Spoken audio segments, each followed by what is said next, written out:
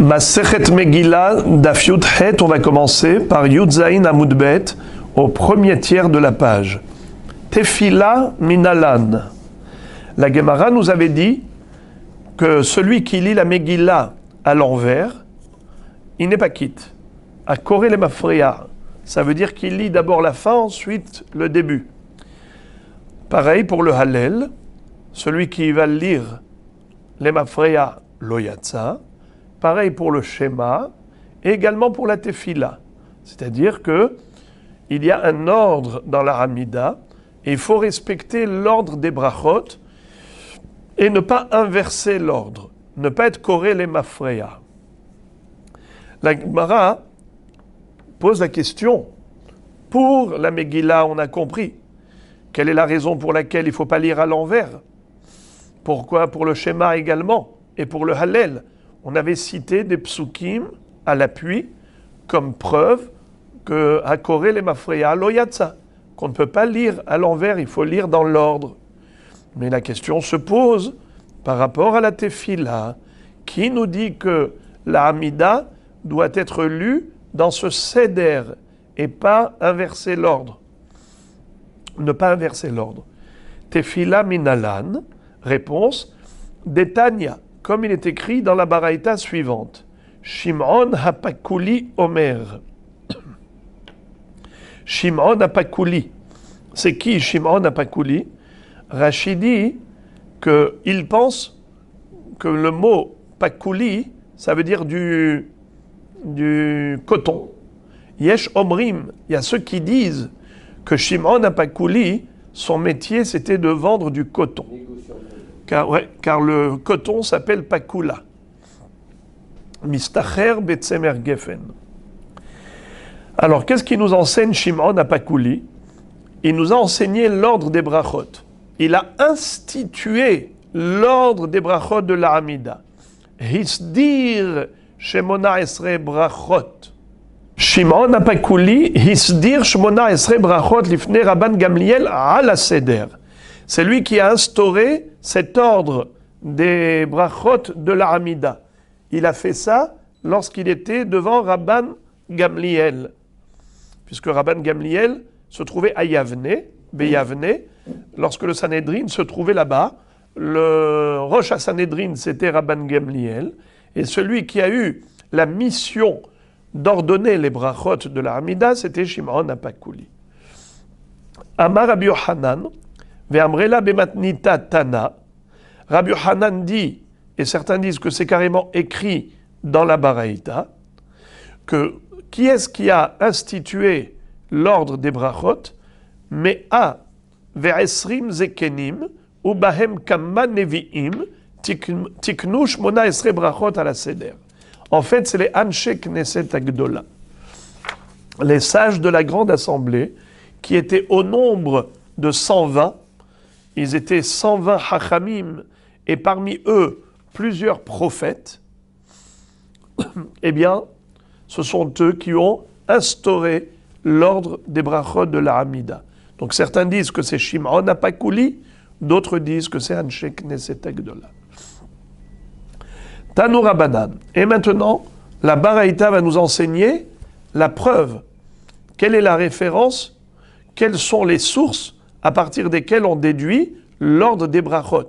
Sur quoi ils se sont appuyés, les Anshe Knesset Agdola, pour fixer l'ordre des brachot de la Hamida.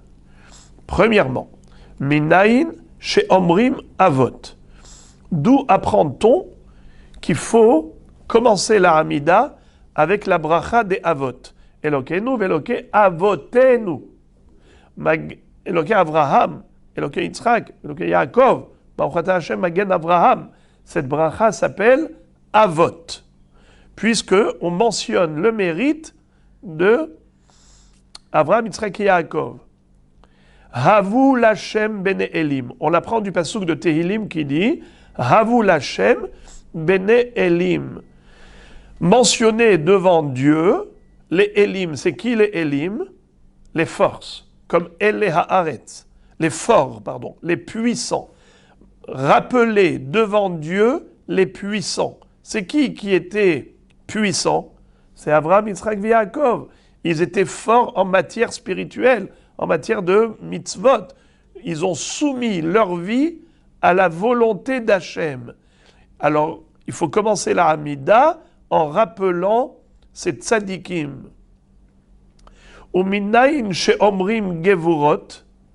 Et d'où sait-on que, après avoir mentionné le Zechut Avot, il faut désormais passer à la puissance d'Akadosh Baruch Hu. Shene'emar, Havu Lashem, Kavod Va'oz. Oz, c'est la Gvura. Donc d'abord, Havu Lashem Bene Elim, Havu Lashem Kavod Va'oz. C'est qui Elim?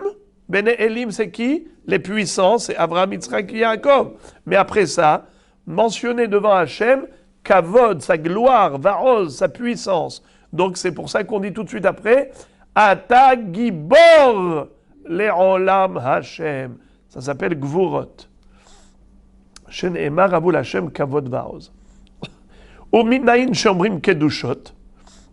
Et d'où sait-on que, après la bracha de Mechaya Metim, qui s'appelle Gvurot, on doit mentionner à El HaKadosh, Ata Kadosh Veshimcha Kadosh. Minayin Sheomrim Kedushot, proclamer la sainteté de Dieu. Shene'emar, Havu Lashem Kevod Shemo, Hishtahavu Lashem Behadrat Kodesh. Mentionnez devant Dieu la gloire de son nom, prosternez-vous devant lui avec Hadrat Kodesh. Alors qu'est-ce que c'est que Hadar? Hadar, c'est la splendeur. Mais la Gemara nous dit dans Maseret Brachot, Al tikre behadrat Kodesh et là beherdat Kodesh. Avec la crainte, avec du respect de la sainteté de Dieu. Donc c'est pour ça qu'on dit Ata Kadosh, Veshimcha Kadosh par rapport à Hadrat Kodesh. C'est dans l'ordre de ces psukim. Et maintenant, la Gemara demande Umaraou Lomar Bina Ahar Kedusha. Pourquoi la bracha de Atahonen, qui est la demande de la Chokma, où on demande à Dieu la sagesse, l'intelligence, pourquoi est-ce que c'est une bracha qui arrive juste après la Kedusha, après El HaKadosh? Shene'emar, on le déduit du pasuk dans Ishaïa, où il est écrit Veikdishu et Kedosh Yaakov ve'et Elohei Israël Ya'aritzu ve'samich le ve'yad'u to'e ruach bina. C'est-à-dire, après avoir glorifié Hachem en évoquant sa sainteté, le Ishaïa Navi nous dit ve'yad'u to'e ruach bina. Ceux qui sont dans l'erreur vont apprendre la sagesse. Donc on voit qu'après la Kedusha, il faut la Chokma, la Bina. Pour ça que Atahonel la Dabda'atum Lamed Lenosh Bina, ça vient juste après El HaKadosh.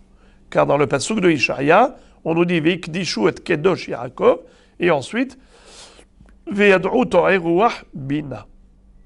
Umara'u Lomar Teshuva Harbina. Et pourquoi après la Bina, c'est-à-dire après Atahonen, on a la bracha de la Teshuva, laquelle Ashivenu avinu le Toratecha, vekarvenu malkenu la avodatecha, ve'achazirenu bitshuva shelema lefanecha, va'uchata Hashem arotze bitshuva. Pourquoi la bracha de la Tshuva arrive après la prière pour l'intelligence? La Gemara s'appuie sur le pasuk suivant. Dirtiv, ulvavo yavin, vashav verafalo. Ça veut dire que, en effet, la Teshuvah, elle arrive après l'intelligence. Ce n'est qu'un homme intelligent qui fait Teshuvah, qui est conscient de la gravité de la faute, alors il fait Teshuvah. Sinon, quelqu'un d'inconscient, comme un bébé, quand il fait des bêtises, il est inconscient, donc il ne demande pas pardon, il ne présente pas d'excuses. Mais quelqu'un qui est adulte, quand il fait une erreur, il présente ses excuses. Donc la Teshuvah, elle arrive après la Chokhma, comme on le retrouve dans le pasuk de Ishaïa également, qui dit Ulvavo Yavin, lorsque son cœur va comprendre, va Shav, il fera Teshuvah, vers Falo, et Dieu le guérira. La Gemara demande Iachi, si c'est ainsi, Lima Refoua, Batra de Teshuvah, puisque le pasuk dans Ishaïa, duquel tu as déduit que la teshuva doit arriver après la bina. Pourquoi? Parce qu'il est écrit Ulvavo Yavin Vashav, après la bina arrive la teshuva. Alors dans ce cas-là, tu aurais dû mettre quelle bracha après la teshuva? La bracha de Refaenu Hashem Venerafé, puisque dans ce même passou qu'il est écrit tout de suite après la teshuva, Verafalo, et il guérira. Alors pourquoi la bracha de Refaenu n'arrive pas tout de suite après la bracha de la teshuva? Qu'est-ce qu'on a comme bracha, les amis? Qui est-ce qui se rappelle? Après la bracha de la teshuva, entre la teshuva et la refoua, quelle bracha on a? Selahlanu, seliha. Après la teshuva, on demande seliha. Pourquoi il y a la sliha? On aurait dû avoir la refoua. Iachi, si c'est ainsi, lima refoua, batra de teshuva. Réponse, los al-kadatar. Ne pense pas une chose pareille, ne pose pas une telle question. Pourquoi? Dirtiv, veyashov el Hashem, virahameu, ve'el Elohenu, ki yarbel isloah. Car il y a un pasouk qui figure également dans Ishaïa, où il est écrit, veyashov el Hashem, celui qui fera teshuva en revenant vers Dieu, virahameu, Dieu aura pitié de lui, ve'el Elohenu, il reviendra vers Hashem, qui yarbel isloah, car Dieu pardonne. Dans sa miséricorde, sa longanimité, il pardonne. Donc on voit que le pardon arrive après la teshuva. La teshuva déclenche le pardon. Donc il est logique de placer la bracha de Selahlanu, Hashem, Hanun, Hamarbe, l'Isloah. Donc, qui yarbe l'Isloah. Alors la Gemara pose la question, elle dit, Omay Hazit de Samart Aha, c'est mort Aha. Pourquoi tu t'appuies plus sur le pasouk qui juxtapose la sliha à la teshuva, plutôt que de t'appuyer sur le pasouk qui juxtapose la refoua à la teshuva? On a vu le pasouk qui dit Ulvavo Yavin Vashav Verafalo. Tu vois qu'après teshuva, il y a refoua. Et on a un pasouk qui met la seliha après la teshuva. Tu as un choix entre deux. Pourquoi arbitrairement tu as préféré ce pasouk plutôt que ce pasouk? Tu peux t'appuyer sur le pasouk qui juxtapose la refoua à la teshuva, plutôt que de t'appuyer sur le pasouk qui juxtapose la seliha à la teshuva. Réponse, car on a un troisième pasouk. Katav kra aharina. Il y a un pasouk dans Tehilim. Asoleh lechol avonechi. Dieu te pardonne toutes tes fautes. Arofeh lechol tahaluaichi. Et il guérit toutes tes maladies. Hagoel mishahat hayaichi. Les memra de geoula urfua batar slihai. Pour dire que d'abord, il est soleillah, ensuite il est rofé, ensuite il est goel. Donc ce qui est sûr, c'est que la refoua et la refoua et la geoula arrivent après la sliha. Vous vous rappelez quel bracha on a? Hanun amar ben isloah. Après quel bracha on a? La bracha de la délivrance, geoula. Re'ena be'onyenu ve'riva rivenu maher legaolenu geoula shelema leman shemecha b'orata Hashem goel Israël. Donc, on a la bracha de la geoula. Juste après, refaenu Hashem venerafé. La bracha de la geoula et la bracha de la refoua arrivent après la bracha de la seliha et pas avant. C'est pour cela qu'on a placé la sliha avant la geoula et la refoua, juste après la bracha de la teshuva. Alors, ça nous rappelle quel principe? Le principe de Shnektuvim amachishim ze et ze ad sheyavo hakatuv hashelishi ve'achriya benehem. Quand on a deux psukim qui se contredisent, alors le troisième pasouk va les réconcilier et il va nous permettre de faire un choix. On a un pasouk qui a juxtaposé la teshuva à la chokhma. N'est-ce pas? Ulvavo, yavin, veshav, verafalo. Et ensuite, qui a juxtaposé la refoua à la teshuva. Veshav, verafa. Veshav, tshuva. Verafalo, refoua. Donc la refoua, normalement, ça doit être juxtaposé à quoi? À la teshuva. Mais on a un autre passouk qui nous met quoi après la teshuva? Sliha. Donc qu'est-ce qu'on met après la teshuva? Par refoua. Sliha. Alors maintenant, tu as un passouk qui te dit que tu dois mettre après, a priori, qui te laisse croire que après la teshuva, c'est refoua. Un passouk qui te dit après la teshuva, c'est sliha. Alors pourquoi tu as choisi sliha? Il dit parce qu'il y a un troisième passouk. Et là, ça fait deux contrats.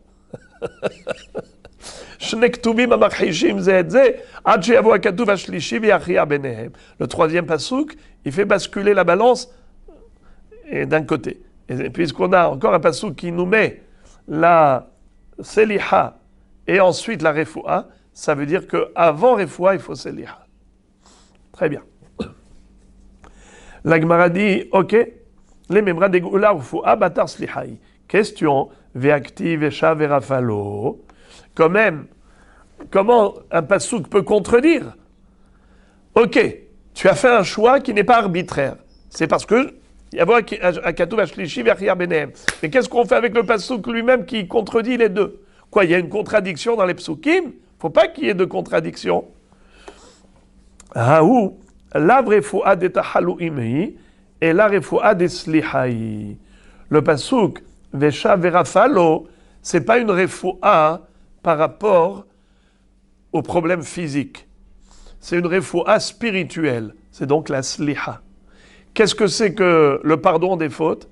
C'est la guérison de l'âme. Refaenu Hashem venerafé, c'est la refoua physique. On demande à Jborou de nous guérir physiquement. Tandis que la refoua de Vesha verafalo, il fera teshuva, il va guérir au niveau de ses maladies spirituelles. C'est ça la sliha.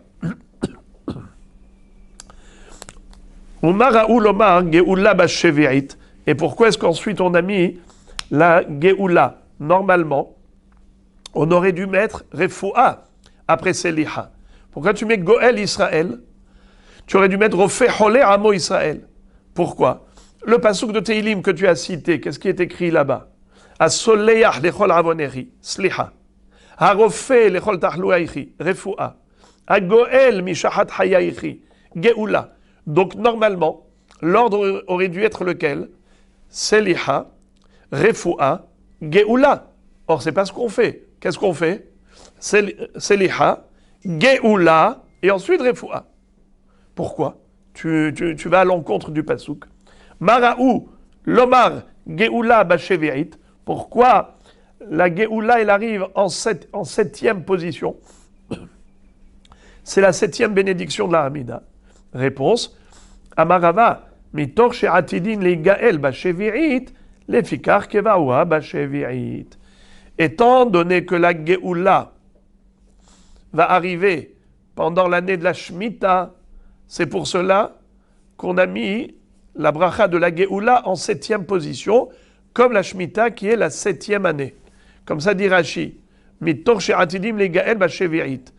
Rashi dit, Shavuar sheben David ba, Shavuar sheben David babo, haluk mishar shanim. Kede amrinan, beperik helek, shana rishona ra'av velo ra'av, al bashvi'it milhamot, ou bemotzae shvi'it ben David ba. La septième année, il y aura des guerres, et motzae shvi'it, après la Shemitah, le Mashiach arrivera, ben David ba. Alors c'est pour cela qu'on a mis la bracha de la Geoula, on l'a mise où? En septième position. C'est la septième bénédiction de la Hamida, car la Geoula va arriver à la septième année, qui est l'année de Shemitah. Rashi pose une question, il dit, mais quel rapport entre cette bracha de Geoula et la Geoula du Mashiach? Pourtant, on le sait que cette bracha de Geoula, Re'ena be'onyenu, veriva rivenu, umaher legaolenu, geoula shelema, leman shemecha, ce n'est pas la geoula nationale de la venue du Mashiach. Ça, on va en parler plus tard. Et Tzemach David, Avdecha Merat Atzmiach, Vekarno Tarum Bishuatecha. Là-bas, on va voir Bonnet Yerushalayim. C'est bien plus tard. Mais là, ici, on parle des problèmes individuels, des problèmes personnels. Afalgav de Geoula, Lav Geoula de Galuti, et la Shig Alenu Minat Tsarot Abaot Alenu Tamid. On parle des problèmes quotidiens. Deha Birkat Kibbutz, ou Binyan Yerushalayim, Teka Beshofar Gadol, le Herutenu, Bonnet Yerushalayim, Tzemach David, Yesh Lekol Achad Ve'achad Bracha Le'atzma Levad, Levad Mig'ulazu. Alors comment ça se fait que on a appelé cette bracha la bracha de la Geoula par rapport à la venue du Mashiach la 7e année? Alors elle est en 7e position.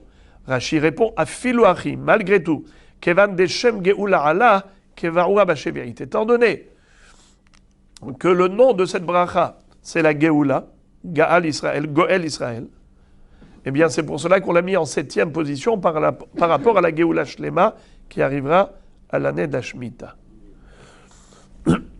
La Gemara pose la question, elle dit, comment tu peux dire que le Mashiach va venir à la 7e année? C'est pas vrai, il va venir à la 8e année, car la 7e année, ce sera les guerres. Vea Amar Mor, Bashishim Kolot, Bashevi'i Milhamot, Bemotsae Shvi'it, Ben David Ba. Qu'est-ce que ça veut dire? Dans le descriptif de ce qui va se passer à la fin des temps, c'est qu'on va avoir la 6e année, 7e année et 8e année. À la 6e année, on va avoir des kolotes. C'est quoi kolotes? Des sons.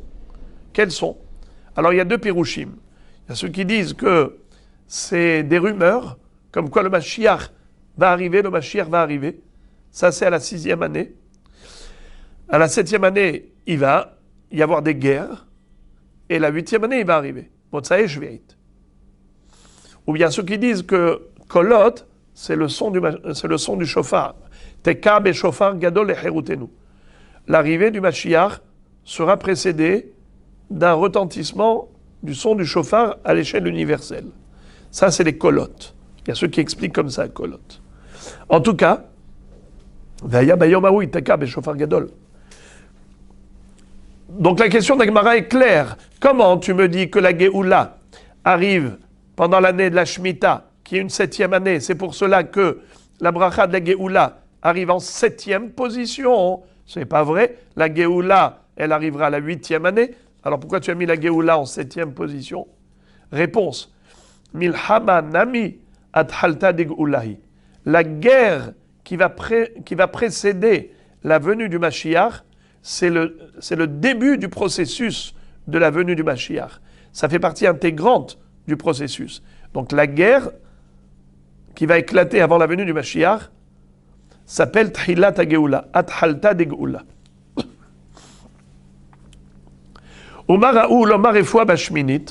Pourquoi la bracha de Refaenu arrive en 8e position?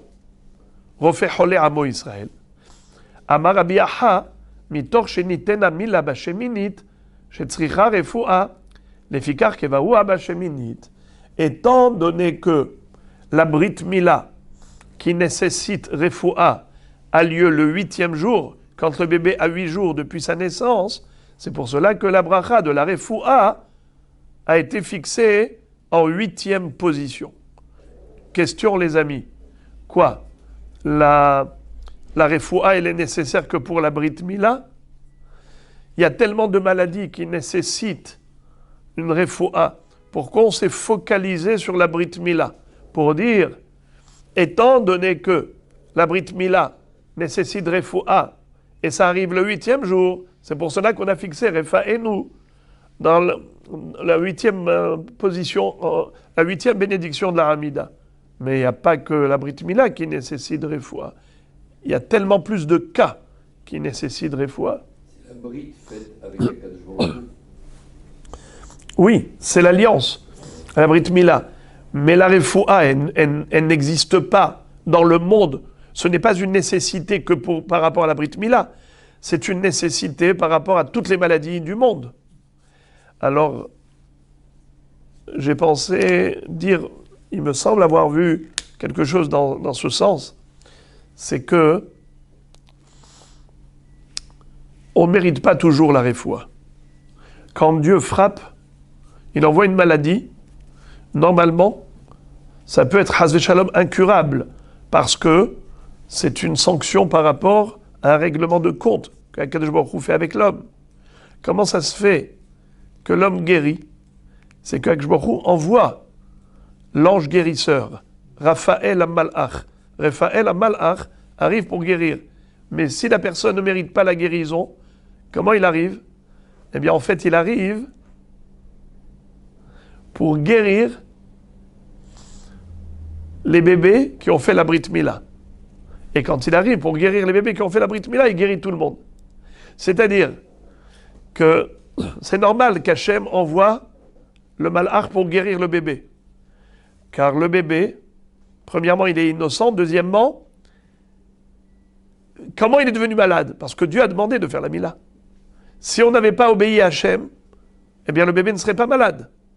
Donc la maladie de la Mila, c'est quelque chose que Akadosh Baruch Hu doit guérir de toutes les façons, puisque c'est lui qui a demandé de faire la Mila. Donc là, c'est plus dépendant de mérite. Et une fois que l'ange est dans le monde pour guérir les Brit Mila, alors il guérit en même temps les autres maladies. C'est pour cela que Rephaenu est en 8e position de la Hamida par rapport à la Mila qui a lieu le 8e jour, car la Refoua, elle est là pour la Mila, et en même temps, Rofeh Cholé Amo Israël. Maintenant, la 9e bracha, c'est laquelle? Après Rephaenu, qu'est-ce qu'on a? Birkat Hashanim, Mevarech Hashanim. Dieu qui bénit chaque année, la production annuelle. Umar Lomar, Birkat Hashanim, Batteshi'it, Amar Rabbi Alexandri. Rabbi Alexandri répond, Keneged Mafki'e She'arim, Dirtiv Shevor Zero Arasha, la suite du pasuk, Bara Tidrosh Rish'o Paltimtsa. Akadosh Baruch Hu demande, David Améler demande à Akadosh Baruch Hu, à quel moment? Ve David qui Amara Batteshi'it Amara. Akadosh Baruch Hu, quand il envoie une profusion de nourriture dans le monde, avec la pluie qui donne une récolte abondante, ça brise le monopole des Rechaïm. Il y a des Rechaïm qui exploitent une situation de faiblesse. Quand ils voient que les gens n'ont pas le choix, il n'y a pas beaucoup de fruits et légumes, qu'est-ce qu'ils font? Ils augmentent le prix, parce qu'ils savent que les gens n'ont pas le choix. Mais si il y a beaucoup d'agriculture, il y a énormément de récoltes de fruits, alors ils n'ont pas le choix que de baisser leur prix. Baisser leur prix, c'est briser le bras du rachat. Le rachat, il veut élever le prix. Akadosh Baruch Hu envoie une bracha dans la production agricole annuelle, ainsi il brise les Rechaïm. Quand est-ce que David Amelech a demandé Shevor Zeroa Racha, brise la main du rachat qui veut élever les prix? Il a demandé ça dans quel Mizmor? Mizmor numéro 9.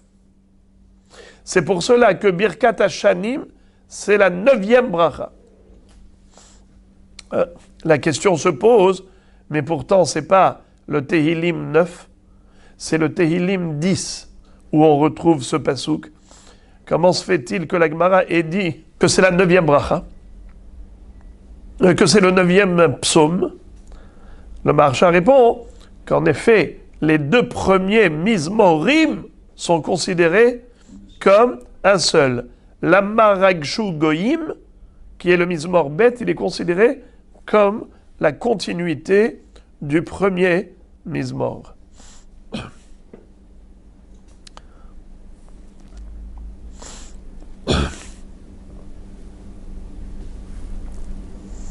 Ensuite, Umara Ulomar, Kibbutz Galuyot Lehar Birkat Hashanim. Pourquoi la bracha de Kibbutz Galuyot, du rassemblement des exilés, à savoir Mekabetz Nithe Ammo Israël, cette bracha arrive juste après la bracha pour la production annuelle. Dirti ve'atem hare Israël, An pechem titenu, ou feriechem tis'u le'am Israël, ki kervu lavo. Le prophète Yechezkel a prophétisé en disant que lorsque la terre d'Israël va donner ses fruits, le peuple juif va se rassembler. Ve'atem hari Israël, et vous les montagnes d'Israël. An pechem titenu, ou perirchem tis'u. Donnez vos branches et apportez vos fruits pour mon peuple qui est revenu sur sa terre. Donc c'est pour cela que Mekabetz Nitham ou Israël arrive après la bracha de la production annuelle. וכיוון שנתקבצו גלויות נעשה דין ברשעים. שנאמר, והשיבה ידי עלייך ואצרוף כבור סיגייך, וכתיב והשיבה שופטייך כבראשונה. Pourquoi la bracha de Hashiva shofetenu kevarishona veyoatzenu kevatechila, Melech ohev tzedaka ou mishpat arrive juste après, car une fois qu'on a le rassemblement des exilés, il y a l'instauration des tribunaux qui vont éliminer les Réchaïm. Ils vont retirer les déchets d'Israël. וכיוון שנעשה דין מן הרשעים, כלו הפושעים. וכולל זדים עמהם. C'est pour ça que la malchinim velaminim al tei tikva, ça arrive juste après, puisque quand il n'y a plus de Réchaïm, il n'y aura plus non plus de Zédim. C'est qui les Zédim? Ceux qui font Avera Bémézid. Ceux qui transgressent la Torah sciemment. Volontairement, ils se révoltent, ils se détournent de Dieu, pas juste Béchogeg, mais des Poshaïm, des Zédim. Sheneemar, Veshever Poshaïm, Vehataïm, Yahdav, Ve'ozve Hashem Ichlu. Ishaïa Navi nous dit, Akadosh Baruch Hu va briser les Réchaïm et ils disparaîtront, ceux qui abandonnent Dieu, ceux qui ont quitté Dieu, qui sont détournés de lui. Et Kevan Shekalu Aposhaim, Mitro Memet Keren Atzadikim. Une fois que les Réchaïm vont disparaître, alors la corne de Tzadikim va s'élever. Ça veut dire à ce moment-là, on aura le rehaussement du niveau des Tzadikim qui seront mis à l'honneur. Comme il est dit dans Tehilim, Vechol Karne Réchaïm Agadea, Terom Amna Karno Tzadik. Je briserai la corne des Réchaïm et j'élèverai la corne des Tzadikim. Et il englobe les guérim, c'est-à-dire les convertis au judaïsme, avec les tzadikim.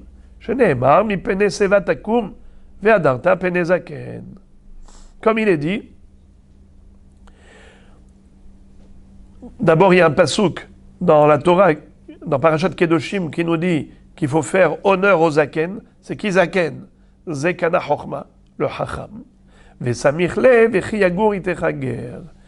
dire que on a inclus avec les tzadikim les guérim, puisqu'on voit que zaken et guerre sont juxtaposés dans la Torah, dans Parashat Kedoshim.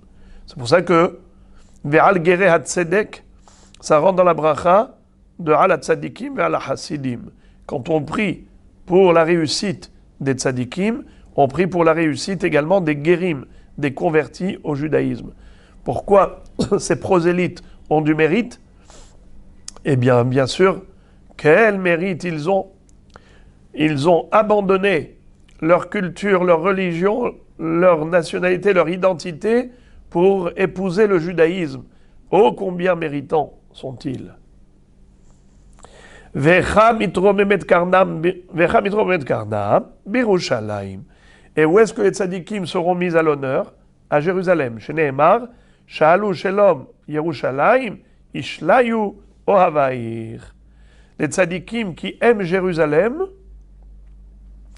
ils vont retrouver la sérénité au moment où Yerushalayim sera reconstruite. C'est pour cela que tout de suite après, on a la bracha de Boné Yerushalayim. Tishkon betoch Yerushalayim erecha kasher dibarta.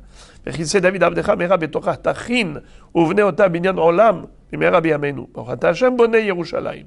car c'est à Jérusalem que les tzadikim seront mis à l'honneur, parce que Sha'alu Shelom Yerushalayim, Ishlayu Ohavaïr. C'est quoi Ishlayu? Ça vient du mot Shalva. Ils auront la sérénité, la tranquillité. Vekevan de Shenivnit Yerushalayim ba David. Après la construction de Jérusalem, David, Ben David, c'est-à-dire David Améler, c'est le Mashiach Ben David. Comme il est écrit, Ahar Yashuvu Bene Israël, Ubikshu et Hashem Elohem, Ved David Malkam.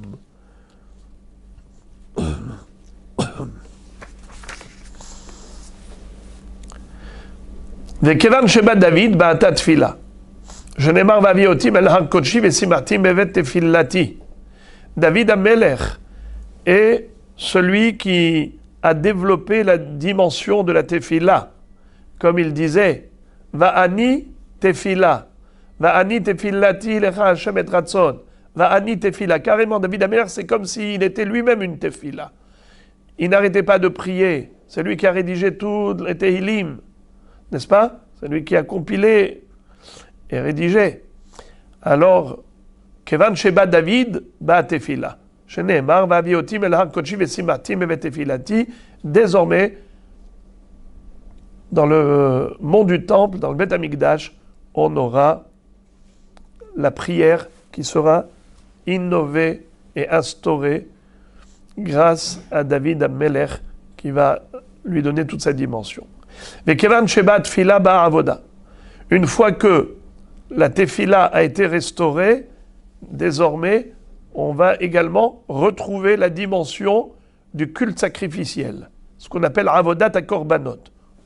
Sheneemar, Olotehem Vezivhehem Leratzon al-Mizbehi. Dans ce passouk de Ishaïa, il est dit Va'aviotim el har kodshi vesimachtim bevet tefilati Olotehem Vezivhehem Leratzon al-Mizbehi.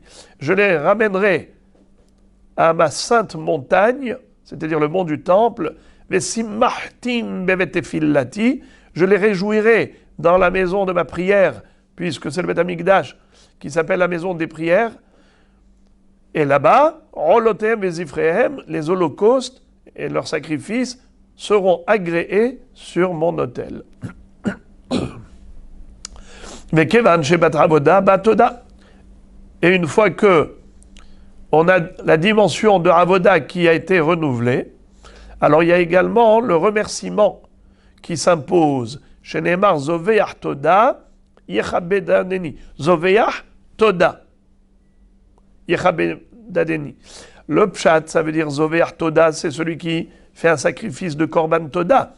Mais la Gemara fait une dracha en disant que après le zoveach, après avoir réalisé l'abattage rituel, il faut exprimer sa gratitude envers Hachem. C'est pour cela que, après Amahazir Shechinato Letzion, on a la bracha de Modim Anachnulach, Atov Shimcha Ulchana Elehodot, Nodelecha Unsapertilatecha, Al Hayeno Vesum Yadecha. Pourquoi la bracha de Hoda'a arrive après la bracha de Avoda? Retze Hashem Elokenu Be'amecha Israël, Belitfilatam She'e, Ve'asheva Avoda, Lidvir Betecha. Donc on a d'abord la bracha de Avoda, ensuite la bracha de Hoda'a. Pourquoi? Il dit parce que Zoveach Toda. Dans le passouk, on retrouve qu'après la Zviha, il y a la Toda. Après le sacrifice, il y a le remerciement. Omar Raoul Omar Birkat Kohanim Aharoda. Et pourquoi après Atov Shimcha Ulchana Elehodot, on intercale la Birkat Kohanim, la bénédiction que font les Kohanim au Bnei Israël? Dirtiv, réponse, car il est écrit dans le Chumash, dans Parashat Shmini, le jour de l'inauguration du Mishkan, quand Aaron à Kohen est devenu Kohen Gadol, Vaïssa Aaron et Yadav, El Ha'am, Aaron a élevé ses mains vers le peuple, Vaïvarechem, il les a bénis, Vaïred Me'asot Ahatat Ve'ola Ve'ashlamim. Après qu'il ait sacrifié les korbanot, il a fait la bracha au peuple. Donc pourquoi on a la Birkat Kohanim après la Hoda'a? Car la Hoda'a, elle vient après la Avoda. Et en effet, Aaron à Kohen, il avait fait Birkat Kohanim après la Avoda. Alors la Gemara te pose la question, elle dit Ima Kodem Avoda. peut-être que la kavana du Passouk qui dit que Aaron HaKohen il a béni, peut-être qu'il a béni avant la avoda, avant les korbanot, et donc on devrait mettre Birkat Kohanim avant Retse. C'est comme ça qu'on pourrait comprendre le Passouk, puisque dans le Passouk, dans la structure du Passouk, on a d'abord la bracha, Vaïssa Aaron et Yadav El Aram Vaïvarechem. Ensuite, Vaïred Me'asot Ahatat Ve'olash Ve'ashlamim.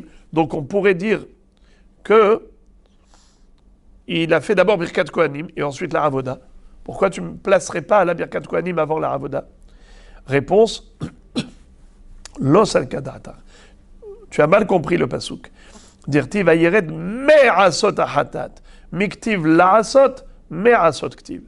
Il n'est pas dit Vaïred La'asot. Il est descendu pour faire le Korban Hatat. Il est écrit Vaïred Me'asot. Il est descendu de ce qu'il a fait. Ça veut dire qu'il a déjà fait le Korban avant, et ensuite, il est descendu pour faire Birkat Kohanim. Velimra Ahara Avoda. Alors dans ce cas-là, je ne comprends pas. Pourquoi tu as placé la Birkat Kohanim après la Hoda'a?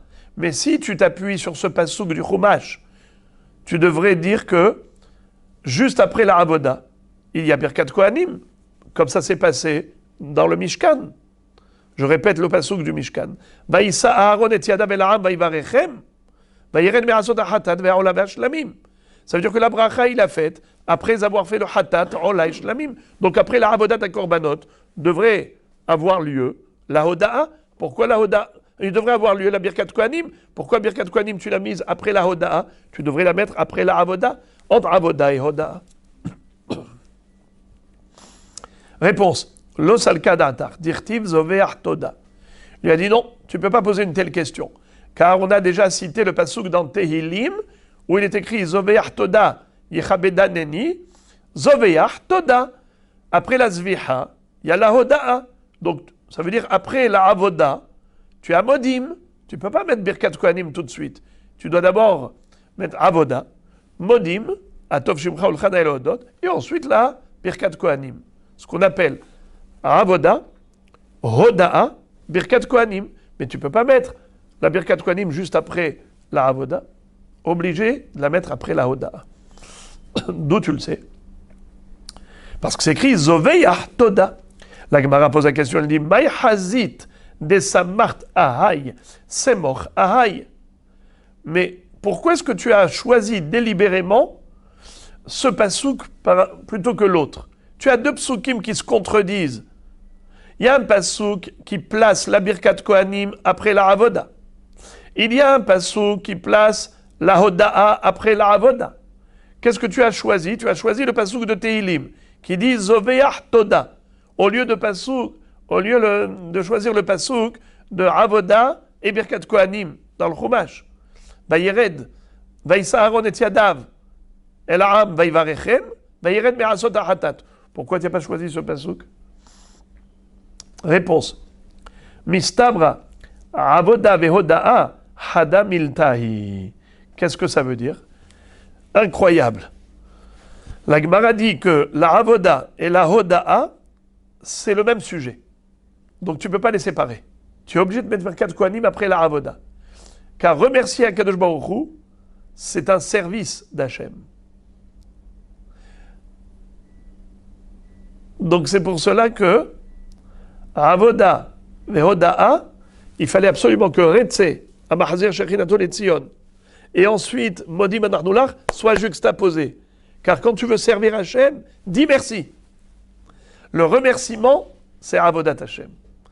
Avoda vehoda'a hadamiltahi. Donc on ne peut pas les séparer. Tu ne peux pas intercaler Birkat Kohanim entre la Avoda et la Hoda'a. Car la Hoda'a, c'est une Avoda. C'est une forme de Avoda. Comme ça dit Rashi. Hadam iltahi. Af hoda'a avoda shel makomi. Magnifique.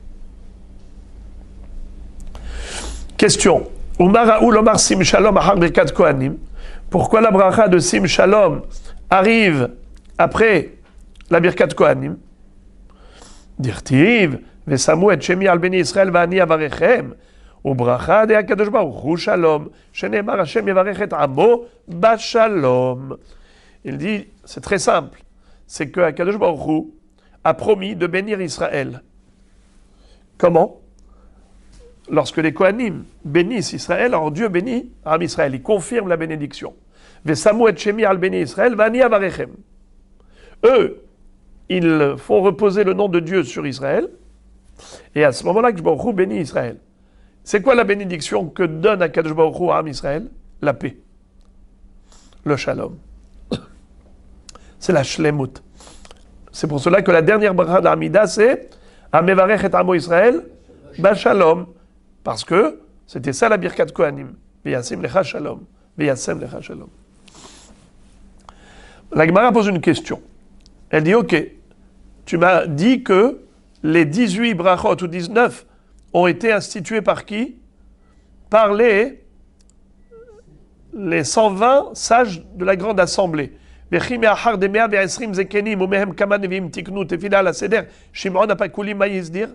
ne comprends pas.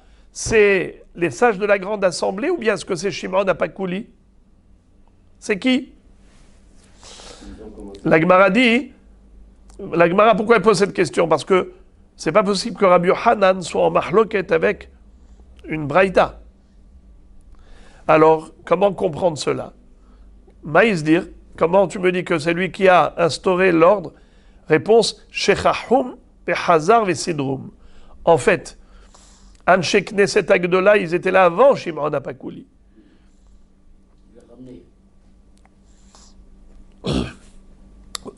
Mais seulement le problème, c'est que les gens avaient oublié.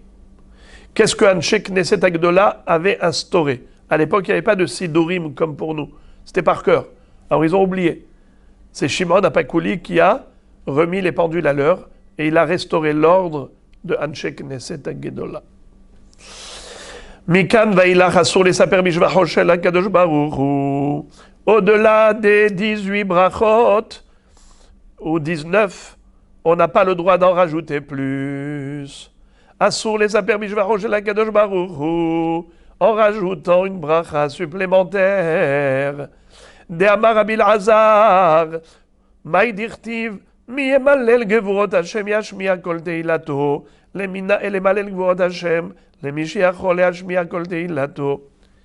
on apprend qu'on n'a pas le droit de rajouter sur ces brachot de Anshe Knesset Agdola qui, eux, se sont appuyés sur des psukim pour les instituer. D'où on apprend? On apprend du pasuk qui dit qui est-ce qui peut prononcer les louanges de Dieu? Celui qui peut prononcer toutes les louanges. Mi emalel gevurot Hashem, qui est-ce qui peut évoquer la puissance divine? Celui qui est capable de mentionner toutes les qualités d'Akadosh Baruch Hu. Est-ce qu'elles ont une fin? Est-ce qu'il y a une limite? Mais Hashem, il est en-sof. Il est no limite. Il est infini. Donc, si on rajoute, c'est comme si on réduit. Comme dit la Gemara dans Masechet Brachot, que c'est comme quelqu'un, comme un roi, qui était milliardaire en pièces d'or, en louis d'or. Quelqu'un vient et lui dit, mais vous êtes millionnaire en pièces d'argent. Est-ce que quelqu'un qui n'a rien, tu lui dis, ah, il est millionnaire en pièces d'argent, c'est beaucoup. Mais pour quelqu'un qui est milliardaire en pièces d'or, tu lui dis qu'il est millionnaire en pièces d'argent, tu as réduit sa grandeur. Avec Kadosh Baruch Hu qui est infini, tu viens, tu commences à donner ces shvachim, ceci, cela, ceci, cela, ceci, cela. Et après quoi? Tu t'arrêtes. Parce que tu n'es pas capable d'en prononcer plus, tu ne connais pas plus. Alors quoi? Tu as fait que limiter la grandeur infinie de Dieu. Ce n'est pas une glorification de son nom, c'est une profanation de son nom. Pour ça que tu n'as pas le droit de rajouter plus que ce que Anshe Knesset Agdola ont institué comme louange. Et eux-mêmes se sont appuyés sur des psukim qui sont l'expression de la volonté divine. Mais on ne peut pas se permettre de rajouter. D'ailleurs, Amarabba Babar Hanan, Rabbi Yohanan, Amesaper Mishvachot Shel HaKadosh Baruch Hu Yoter Midai, Ne'akar Min Ha'olam, celui qui exagère dans son expression, eh bien, il sera déraciné du monde. Shene'emar Ha'isou Parlo Ki Adaber Im Amar Ish Ki Yevullah. Ça veut dire, est-ce qu'on est capable de mentionner toutes les louanges de Dieu, quelqu'un qui se permettrait de le faire, eh bien, il sera englouti dans la terre. Darash, Rabbi Yehuda, Ish Kfar Giboraya, Ve'amrela Ish Kfar Gibor Haïl. Rabbi Yehuda du village qu'on appelait Giboraya, ou bien ce qu'il appelle Gibor Haïl, il interprétait le passouk de Tehilim, Lecha Dumia Tehila. C'est quoi Lecha Dumia Tehila? Hachem, le silence, pour toi c'est une louange. Car se taire, ça veut dire que je sais que je ne sais pas. Samma dechula mishtuka. Le meilleur élément, c'est le silence. Ça veut dire, tu n'es pas capable de tout dire, ne rajoute pas plus de brachot. Ki ata Rav Dimi, quand Rav Dimi est descendu d'Eretz Israël en Babylonie, Amar, il a dit, Amre b'ma'arava, mila b'sela, b'shtuka bitren. En Eretz Israël, on disait, une parole vaut un sela, le silence en vaut deux. Kera'a alpe lo yatsa, Kera'a alpe lo yatsa, minalan. On a appris dans la Mishnah que celui qui a lu la Megillah par cœur, il n'est pas quitte. D'où le sait-on qu'il n'est pas quitte? Amarava, atia zechira zechira. On l'apprend de la Gezerah Shava suivante. Il est écrit le verbe se souvenir à propos de Purim, il est écrit le verbe se souvenir à propos de Mehiyat Amalek, la paracha de Amalek. Ktiv acha ve'ayamim ha'ele nizkarim, uchtiv atam ketov zot zikaron basefer, bale'alan basefer, afkan basefer. De la même façon que la mitzvah d'effacer le nom de Amalek, c'est une mitzvah qui devait être inscrite dans le livre de la Torah, comme il est écrit Ktov Zot Zikaron Basefer, ce devoir de mémoire d'effacer le souvenir de Amalek, c'est quelque chose qui doit être inscrit dans la Torah. Zachor et Asher Asa Lecha Amalek, c'est inscrit dans Parashat Kitetse. Ainsi, la Megillah doit être inscrite dans un livre, comme il est écrit Vehayamim ha'ele nizkarim. Et ces jours-là sont mentionnés, sont commémorés. Donc tu vois que le mot zikaron figure à propos de Mehiyat Amalek, et il fallait que ce soit inscrit dans le livre. Ainsi, le zikaron des jours de Purim, ça doit être inscrit dans le livre.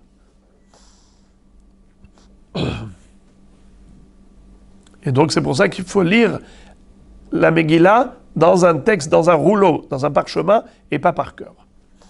La Gemara dit, qui te dit à propos de Amalek, Zachor et Asher Asalecha Amalek, que ça veut dire que ça doit être écrit. Mais peut-être que la mitzvah, c'est juste de s'en souvenir. Ça veut dire que, qui dit qu'il faut que je lise dans un livre? Ok, il faut inscrire. Ktov Zot Zikaron Basefer, il n'y a pas de problème. Mais une fois qu'on l'a écrit dans le Sefer Torah, qui a dit qu'il faut lire ce passage dans un livre de Torah? Je peux l'apprendre par cœur et réciter par cœur. Non, l'os al-kadatar, ne pense pas une chose pareille. Pourquoi?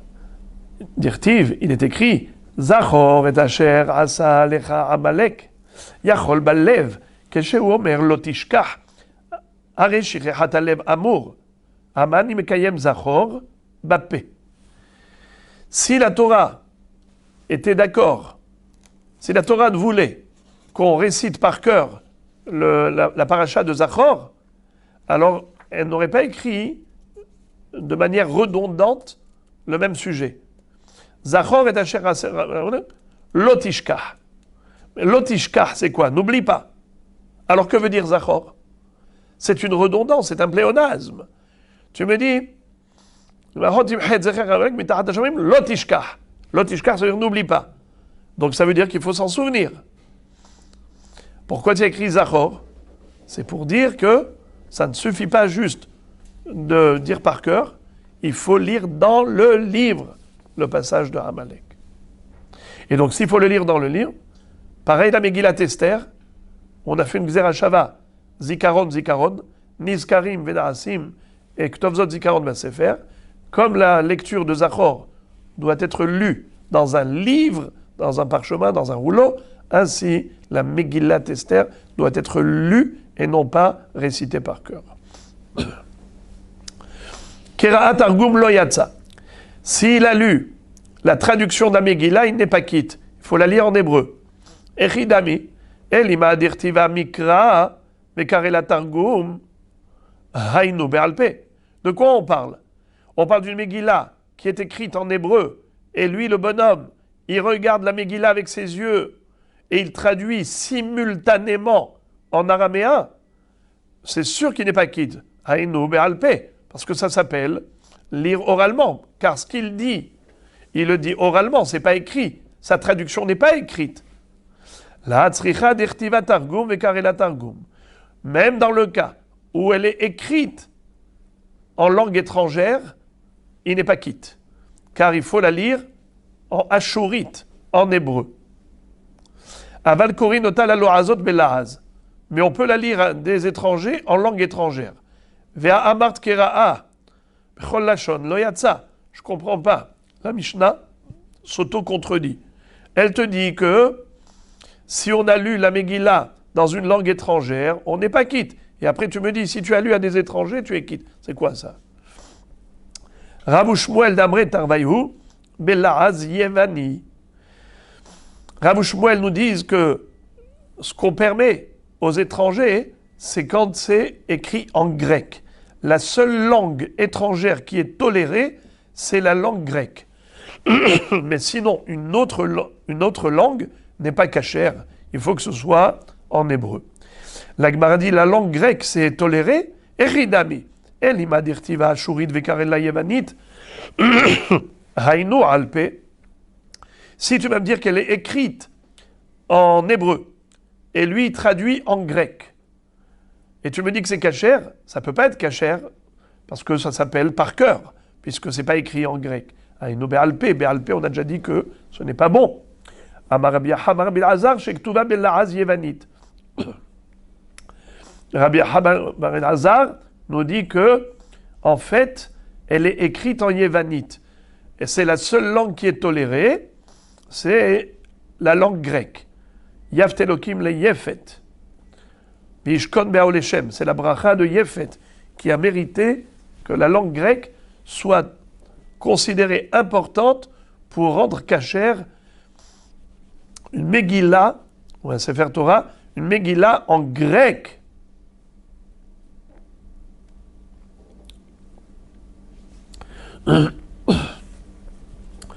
Ve'amar Rabbi Yaha, puisqu'on a cité Rabbi Yaha au nom de Rabbi Elazar, alors on va citer Rabbi Yaha au nom de Rabbi Elazar, entre parenthèses, par rapport à un autre enseignement qui n'a rien à voir avec notre sujet, mais tout de suite après, la Gemara va fermer la parenthèse. Ve'amar Rabbi Yaha, Rabbi Elazar, minayin shekera'o hakadosh baruch hu liYaakov el shene'emar va'ikra lo el Elohei Israël. Au moment où Yaakov Avinu avait construit un Mizbeach, à ce moment-là, qu'est-ce qui s'est passé? Il a offert un sacrifice à Akadosh Baruch Hu et Akadosh Baruch Hu l'a appelé El. La Gemara dit, d'où sait-on que Dieu a qualifié Yaakov de El? El, ça veut dire une divinité. Et on a un pasouk à l'appui par rapport à cette chose étrange. Et tout de suite, on va voir l'explication. Parce que si tu vas me traduire littéralement en me disant que Yaakov a nommé le Mizbeach El, et non pas que Dieu a appelé Yaakov El, alors j'ai une question. Vaikralo Yaakov mi ba'eleh. Il fallait dire Vaikralo Yaakov. Et là, Vaikralo le Yaakov El. Ou Mikerao El Elohei Israël. Vaikralo El Elohei Israël. Elohei Israël, il a qualifié Yaakov de El. Qu'est-ce que ça veut dire ça? Comment peut-on comprendre une chose pareille? Que Dieu a qualifié Yaakov de El, de divinité. Alors, une explication, c'est que Yaakov Avinu, il est le tzaddik parfait. D'ailleurs, c'est son portrait qui est gravé dans le Kisei HaKavod. C'est-à-dire qu'il est dans une dvekout avec HaKadosh Baruch Hu, un attachement à Dieu qui est sans écran. Et de ce fait, c'est le tzaddik parfait. Quand lui demande à HaKadosh Baruch Hu quelque chose, ça se réalise. Comme il est dit que HaKadosh Baruch Hu est le maître du monde, il fait tout ce qu'il veut dans le monde. Mais, quand le tzaddik demande quelque chose à Dieu, Hachem, il accomplit le ratson du tzaddik. Donc, comme si on pouvait s'exprimer ainsi, que c'est le tzaddik qui dit à Dieu quoi faire. HaKadosh Baruch Hu kera le Yaakov, El. Autre explication, c'est que le monde, il tient sur 3 piliers. Torah, Avodah, Gemilut Chasadim. Torah, c'est qui a étudié autant de Torah? Yaakov Avinu. Avodah, Korbanot, c'est qui? Yitzhak, il s'est sacrifié à Kedat Yitzhak. Gemilut Chasadim, la bienfaisance, c'est Abraham. Le monde, il tient sur qui? Sur ces 3 piliers. Abraham, Yitzhak et Yaakov. Et la Torah, c'est l'élément le plus fort. Sans Torah, il n'y a pas de monde. Le monde, il est réduit au néant. Donc, pourquoi? Parce que le monde, il a été créé pour la Torah. Donc, si le monde a été créé pour la Torah, donc il est maintenu en existence grâce à la Torah. Puisqu'il est pour la Torah, donc il existe par la Torah. Et qui est le symbole, le véhicule de la Torah? Yaakov Avinu. Donc il est créateur du monde. Puisque c'est lui qui donne au monde sa raison d'être. Comme si on pouvait s'exprimer ainsi, que c'est la Torah qui fait vivre le monde. Comme Dieu a créé le monde, c'est la puissance divine. Yaakov, il maintient le monde en existence. Et il donne au monde sa raison d'être. Donc il est associé à Dieu dans la création.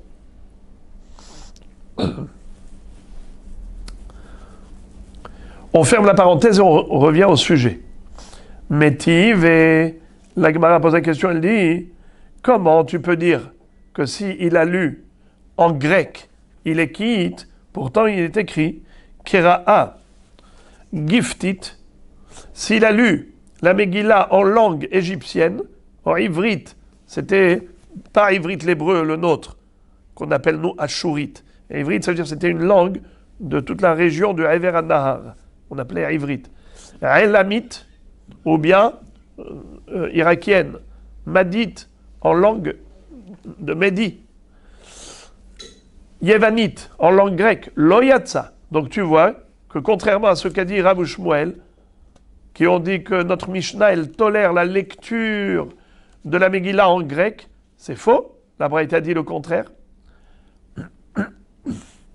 La Gemara dit comme ça. Halodamia el aleha. Giftit la giftim. Ivrit la ivrim.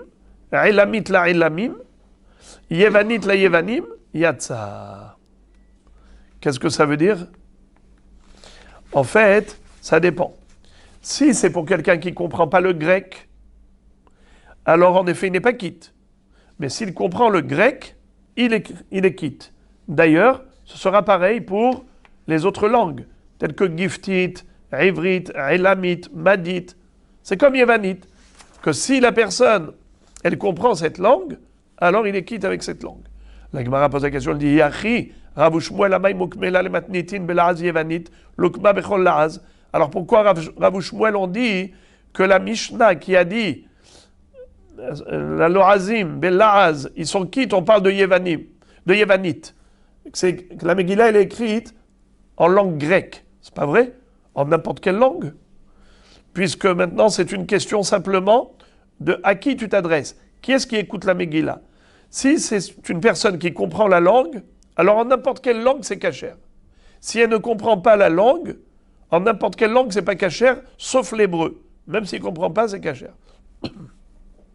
Alors pourquoi Rav Shmuel se sont focalisés sur Yevanit, la langue grecque, et la matnitin kebaraïta, Vechitmar de Rav Shmuel be'alma itmar. Behemet, la Mishnah, elle pense comme la Braïta. C'est-à-dire que en n'importe quelle langue, c'est kasher. En n'importe quelle langue, pardon, ce n'est pas kasher. Et la matnitin ke baraïta. Behemet, la Mishnah, elle pense comme la Braïta. C'est-à-dire qu'il n'y a pas de différence entre Yévanite et les autres langues, dans le sens où toutes les personnes qui comprennent la langue étrangère sont quittes. Et si elles ne comprennent pas, elles ne sont pas quittes. Alors, de quoi parle Rav Shmuel quand ils ont parlé de grec? Ritmar de Rav Shmuel be'alma itmar. Rav Shmuel d'Amret Arbaïou, la Raz Yévani, la kol kacher. Qu'est-ce que ça veut dire? Rav Shmuel, ils n'ont pas parlé de notre Mishnah, ils ont parlé de manière générale. Et ils nous disent que quoi? Que la langue grecque, c'est comme la langue hébraïque. Comme la langue hébraïque, même une personne qui ne comprend pas est quitte. Ainsi, la langue grecque, même une personne qui ne comprend pas, elle est quitte. C'est extraordinaire la bracha qu'a eu Yefet. Yaft Elokim le Yefet. Ishkon be'aoleshem. Et les Rishonim disent que cette langue grecque en question, elle n'existe plus de nos jours. C'était une langue qui était Meshubbahat et qui avait eu ce kavod, ce privilège d'être considérée comme l'hébreu. Et donc même si on ne comprend pas cette langue, on était quitte. C'est ça ce qu'on dira Rav Shmuel. Mais pour les autres langues, qui est-ce qui serait quitte? Que ceux qui la comprennent. Par contre, l'hébreu ou le grec, même si on ne comprend pas, on est quitte.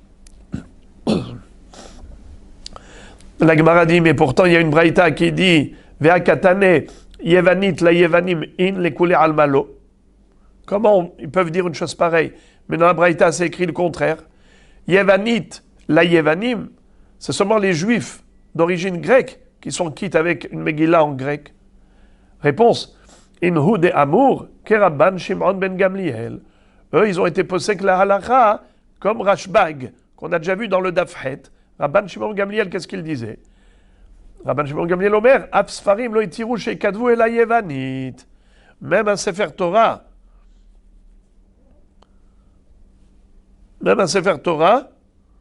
il peut être écrit en yevanit.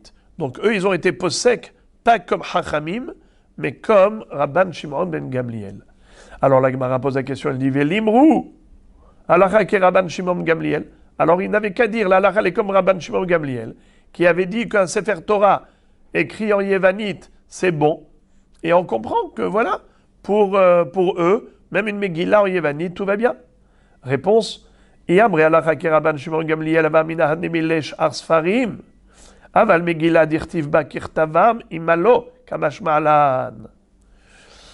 S'il t'avait dit, la halakha est comme Rabban Shimon Gamliel, qui a dit dans Dafhet qu'un Sefer Torah écrit en grec, c'est kasher, contrairement à l'avis de Hachamim, on aurait pu penser que c'est seulement les Sifrei Torah, mais pas la Megillat Esther.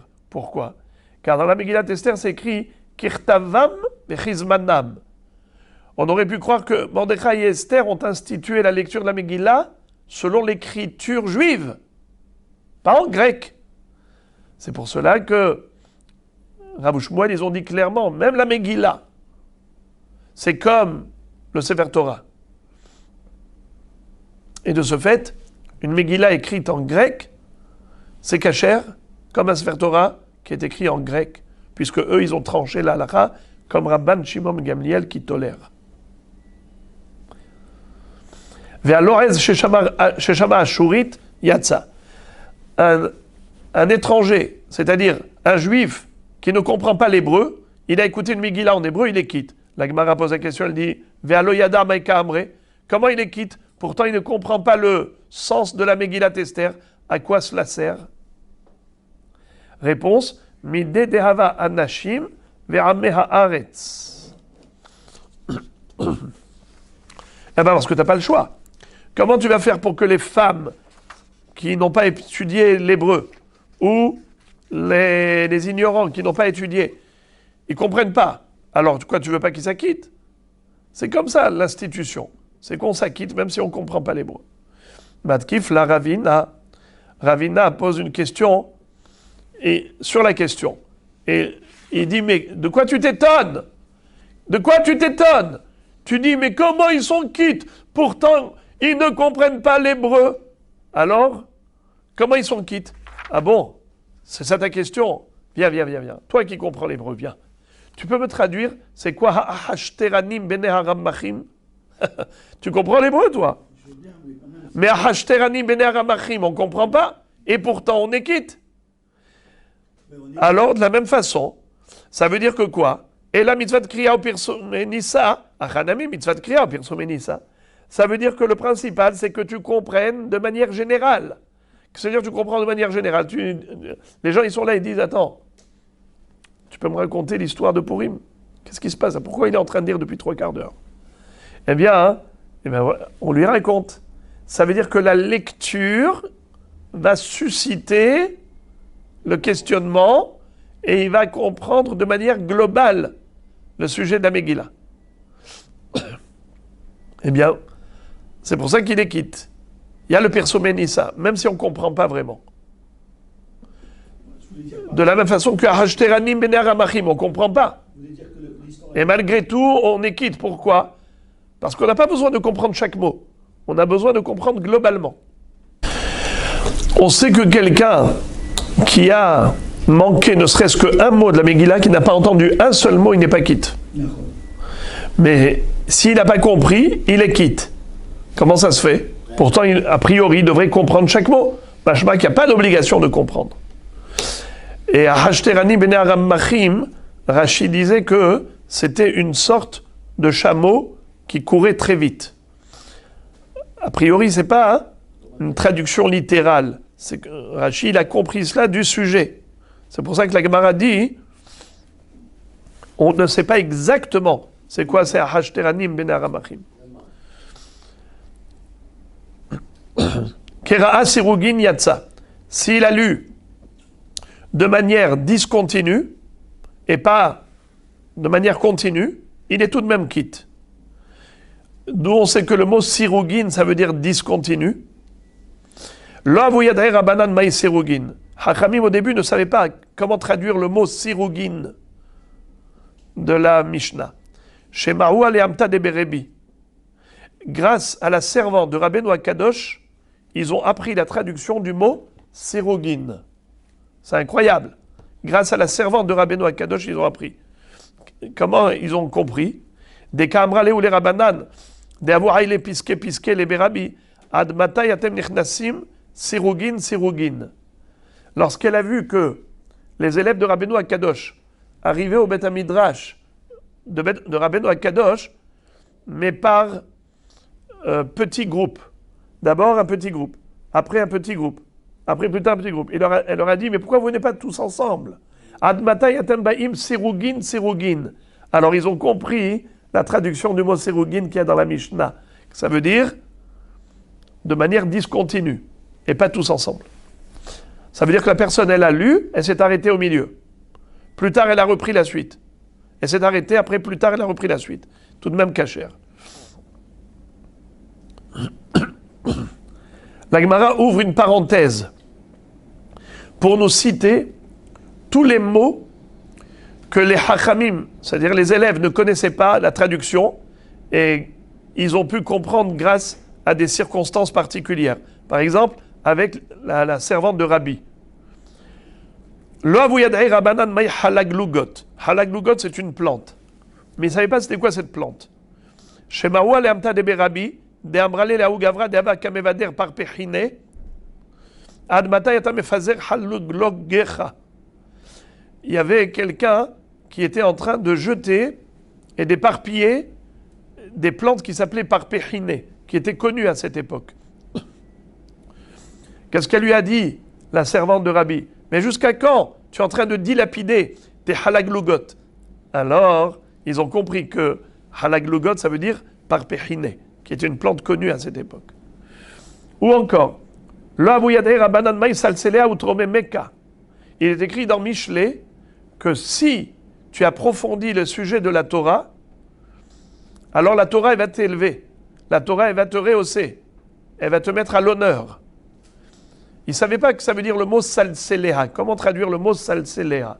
Shemawa le amta de berabi, de avamra le aou gavra, de avakameaper be mazie, amra le admata et amesalsel bisarecha. Un jour, la servante de Rabbi, elle a vu quelqu'un en train de coiffer sa chevelure et de faire des cheveux ondulés. Ça veut dire qu'il aimait salsel. Avec sa brosse et son peigne, il était en train d'embellir ses cheveux et il faisait des rondelles. Alors elle lui a dit, jusqu'à quand tu vas être mehaper bis'arecha? Donc ça veut dire quelqu'un qui étudie la Torah, il peut étudier soit de manière linéaire, ça veut dire qu'il n'essaye pas d'approfondir, et il y a celui qui essaye de découvrir ce qui est caché, de renverser les mots pour aller chercher la kavana des mots. Celui-là, la Torah le mettra à l'honneur, comme lui il a honoré la Torah, pour la développer. Alors maintenant, la Gemara cite encore d'autres mots que les Chachamim ne connaissaient pas. Lo avu yadei rabanan, mai hashlech al Hashem yehovcha. Les Chachamim ne savaient pas que ça veut dire Yahavra, du pasuk dans Tehilim. Amar Rabba bar Hana zimna hadda, ava zilna ba'adeh autaya, vekadarina tuna, ve'amar li, shekol yahavach, veshadi atuna. Veshadi agamlai. Rabba bar Hana dit une fois, chemin faisant, j'étais avec un chamelier. Le chamelier, qu'est-ce qu'il a fait? Je lui ai demandé si je pouvais monter sur le dos de son chameau. Qu'est-ce qu'il m'a dit? Il m'a dit, prends ton fardeau et jette-le sur mon chameau. Shkol yahavach, prends ton fardeau et jette-le sur mon chameau.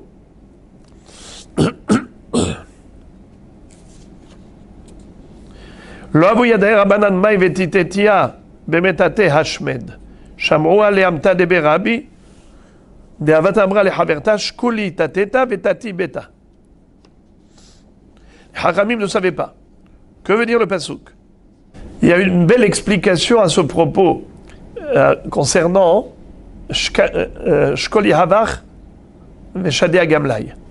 Ça veut dire, laisse-toi, jette-toi, jette ton fardeau entre les mains d'Hachem. Ça veut dire, jette tes soucis aux mains d'Hachem. Shkol yahavach, ashlech al Hashem yahavcha. Alors le machal du chameau, il a vu un très beau pirouge. Il dit qu'un jour, Rabba bar Hana a vu un chamelier. Il lui a dit, est-ce que je peux voyager avec ton chameau? Il a dit, il n'y a pas de problème, monte sur mon chameau. Il montait avec sa valise dans la main. Il a dit, mais pourquoi tu tiens la valise dans la main? Il lui a dit, parce que je ne voudrais pas alourdir le chameau. Déjà, moi, je suis monté sur son dos. Tu veux que je mette aussi la valise, le pauvre chameau? Je ne vais pas lui casser la bosse. Alors, il a dit, mais de toutes les façons, quand toi, tu es sur le chameau, et ta valise est dans ta main, le chameau, il vous porte tous les deux. Alors, c'est dommage de te fatiguer en tenant ton bagage dans la main. Prends ton fardeau, prends ta valise, jette-la à d'autres chameaux. Dans le sens où l'homme, quand il arrive dans ce monde, qui est-ce qu'il a créé? C'est Akadosh Baruch Hu. Ensuite, la personne, elle a du souci pour sa subsistance. Elle se fait de l'angoisse pour des besoins personnels. On lui dit, mais celui qui t'a créé à toi a créé aussi ta subsistance. Il a créé aussi tes besoins. Pourquoi tu te prends la tête? Ton tourment, ton angoisse, c'est inutile parce que c'est quelque chose que tu peux laisser à Kadosh Baruch Hu. Le problème, laisse-le à Hashem Yitbarach de gérer tes problèmes. Il t'a créé, il a créé aussi la réponse à tes besoins. Boré nefashot rabot, vechesronan al kol ma shebarata lehayot bahem nefesh kol hay. Encore un dernier mot que les Chachamim ne connaissaient pas. Lo avu yadei rabanan maive tetetiha bemat'ate hashmed. Il y a un pasuk dans Ishaïa qui dit que Hasve Shalom, Akadosh Baruch Hu, il peut faire cette chose-là de détruire Vetetetia. Alors il ne savait pas c'est quoi C'est quoi cette destruction? Shemaru aleamta de berebi de avamra de haverta, shkuli tateta vetati beta. Ils ont entendu la servante de Rabbi qui a dit à sa copine, prends le balai et va balayer. Comment on dit un balai? Matate. Alors, vetitetia be matate hashmed. Ça veut dire que, pour lui dire, je vais les balayer de sur la terre. Vetitetia be matate hashmed. Donc c'est comme ça qu'ils ont compris la traduction du mot matate. Tanoura banad. Kera'a sirugin yatsa. Si la personne a lu la Megillah de manière discontinue, eh bien, il est quitte. Sirusin lo yatsa. Mais s'il a lu à l'envers, ce qu'on appelle les mafréa, il a lu d'abord la fin, ensuite le début, il n'est pas quitte. Rabbi Mona Omer Mishum Rabbi Yehuda, Af besirugin, imsha kedeligmor et kula choser la roche. Rabbi Mona disait au nom de Rabbi Yehuda, même besirugin, c'est-à-dire de manière discontinue, parfois il est yotse, parfois il n'est pas quitte. Quand est-ce qu'il n'est pas quitte? Si l'interruption était d'une telle durée qu'il y avait suffisamment de temps pour lire toute la Megillah. Amar Rav Yosef alakha ki Rabbi Mona shamar mishum Rabbi Yehuda. Vous voulez un exemple, les amis? Un exemple. Lire la Megillah, ça met combien de temps? 3/4 d'heure. Le bonhomme, il s'est interrompu entre un passage et l'autre de la Megillah 3/4 d'heure. Dans ce cas-là, ce n'est pas bon. Pourquoi? Parce que l'interruption est trop importante. Amar Rav Yosef alakha ki Rabbi Mona shamar mishum Rabbi Yehuda. Amar le Abaye le Rav Yosef ligmor et kula mehera de kael et sefa ou dilma merecha le sefa. Quand tu m'as dit que si la durée d'interruption était un laps de temps suffisant pour lire et kula, qu'est-ce que ça veut dire et kula? Il y a deux façons d'expliquer kula. Ou bien kula, ça veut dire toute la Megillah. Comme j'ai dit, lire la Megillah, ça met 3/4 d'heure, alors l'interruption était de 3/4 d'heure. C'est une explication. Mais on peut dire non. C'est relatif à l'endroit où je me trouve. Par exemple, si moi j'ai déjà lu les 3/4 de la Megillah, alors on va dire, lire la Megillah, ça met 1 heure. Moi j'ai déjà lu, pendant 3/4 d'heure, les 3/4 de la Megillah. Après je me suis arrêté, je respire, j'attends, je me repose, j'attends. Combien de temps se sont écoulés? 20 minutes. Après 20 minutes, je reprends. Cachère ou pas cachère? A priori, cachère, pourquoi? Parce que 20 minutes, c'est pas 1 heure. Il faut 1 heure pour lire. Mais il y a ceux qui disent... Mais il y a une autre possibilité de comprendre la Gemara.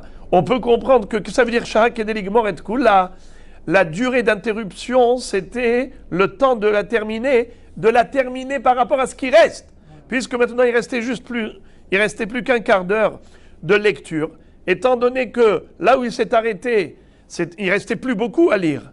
Alors peut-être que c'est cela la kavana. Shahak et Deligmor et Kula, si la durée d'interruption était le laps de temps nécessaire pour lire la suite, la fin de la Megillah, peut-être que ce laps de temps est déjà considéré comme une interruption qui disqualifie la lecture de la Megillah.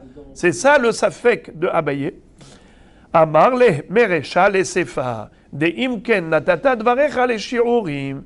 Il lui dit évidemment que le zman d'interruption qui disqualifie la lecture, c'est le temps de lire toute la Megillah, du début jusqu'à la fin. Parce que sinon, natata dvarecha le shiurim, ça veut dire que quelqu'un qui s'est interrompu pendant 10 minutes, tu vas dire ça y est, c'est pas bon. L'autre, il s'est interrompu pendant 20 minutes, c'est encore bon.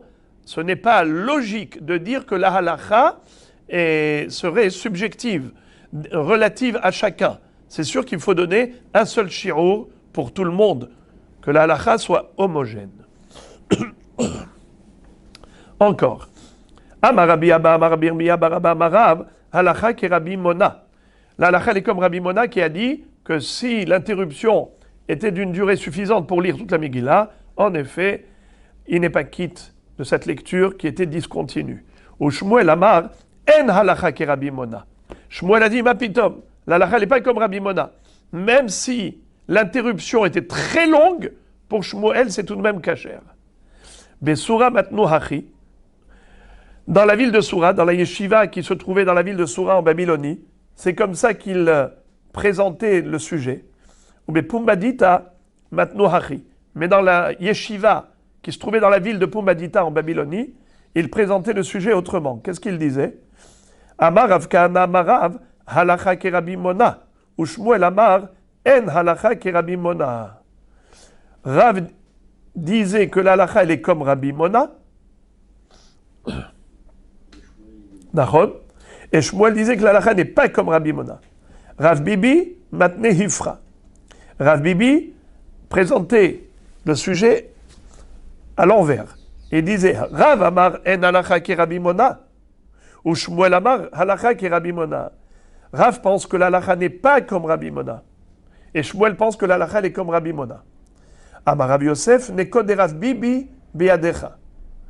Rav Yosef dit la bonne version de toutes, c'est celle de Rav Bibi, qui fait dire à Rav que la halacha n'est pas comme Rabbi Mona. Et par conséquent, même si l'interruption était très longue, la lecture de la Megillah est tout de même cachère.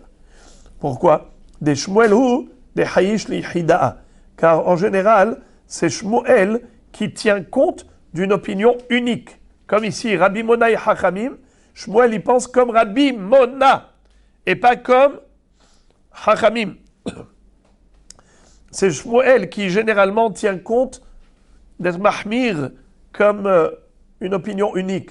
Alors que Rav, il dit non, il faut être posek la halacha comme le Rabbim. Yahid ve Rabbim, halacha ke Rabbim, même la kula. Où est-ce qu'on retrouve que Shmuel a été posek comme un Yahid? C'est à propos du Hiboum. Vous savez que la mitzvah de Hiboum, c'est que lorsqu'une personne est décédée sans laisser d'enfant, son frère doit épouser sa femme, la veuve.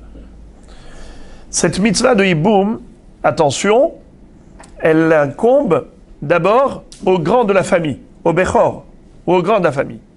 La vérité, c'est que n'importe lequel des frères survivants qui aurait fait Hiboum avec cette femme, la mitzvah du Hiboum est une mitzvah. Seulement, on donne priorité au Bechor. Maintenant, regardez-moi ça. Quel est le din si, par exemple, quelqu'un était marié avec la sœur?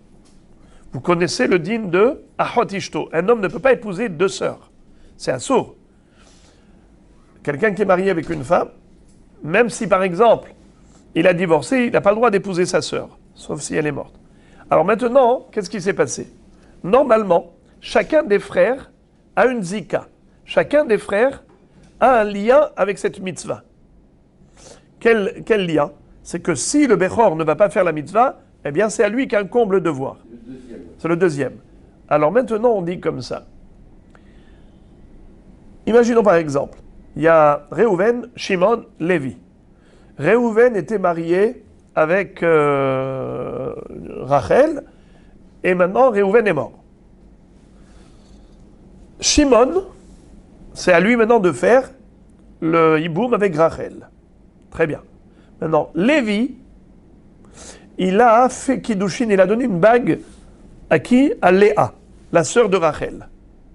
Donc Lévi, en faisant ses Kiddushin, maintenant il s'exclut de la mitzvah du hiboum, parce que maintenant qu'il a été Mekadesh Léa, il n'a pas le droit de prendre Rachel, parce que ce sont deux sœurs. Ouais, pas seulement promesse, carrément Kiddushin. Ça le lie. Donc maintenant que ça le lie à Léa, il n'a pas le droit du tout de faire hiboum avec Rachel. Maintenant, on dit à Shimon, on dit à Lévi, attends. Toi, après tout, tu as quand même un lien avec Rachel. Ça veut dire que si ton frère Shimon ne fait pas de hiboum avec Rachel, toi tu as un lien avec Rachel. Alors écoute, s'il te plaît, attends que ton frère